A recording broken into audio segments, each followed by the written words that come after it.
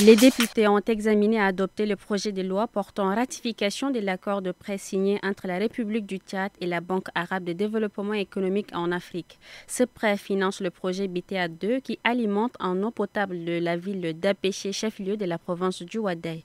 Le ministre d'État, ministre des Finances, Tahir Ahmed Guillen, a défendu ce projet de loi en présence de sa collègue ministre secrétaire générale du gouvernement, Dr Ramatou Mahamad Outouin.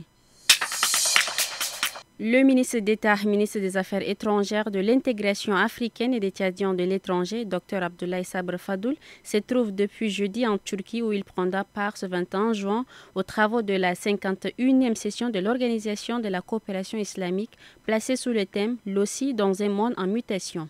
En effet, la Turquie assurera la présidence de l'OCI jusqu'à la 52e session prévue en Irak en 2026, suite à la 51e session du Conseil des ministres des Affaires étrangères en juin 2025, d'après le ministère des Affaires étrangères turc.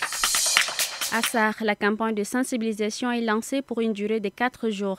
Elle vise à renforcer l'immunité des enfants âgés de 0 à 59 mois notamment, en complément des efforts de vaccination de routine dont les couvertures vaccinales restent insuffisantes pour plusieurs antigènes, a indiqué le délégué à la santé publique et à la prévention du Moyen-Chari. Grâce à ces campagnes répétées à la détermination de tous les acteurs, le Tchad a réussi à interrompre la transmission du poliovirus sauvage depuis 2012. Cette avancée a conduit à la reconnaissance en juillet 2025 du Tchad comme pays exemple de circulation du poliovirus sauvage par l'Organisation mondiale de la santé.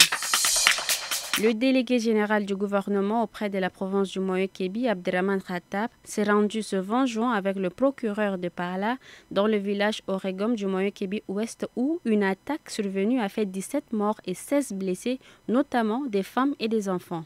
Du bétail a été volé. Objectif: constater les faits et témoigner de sa solidarité. 4 suspects ont été arrêtés et une enquête est en cours. Les jeunes de Nankessé, sous l'initiative du maire de Doba, sont en première ligne pour l'aménagement de l'axe Doba-Laye.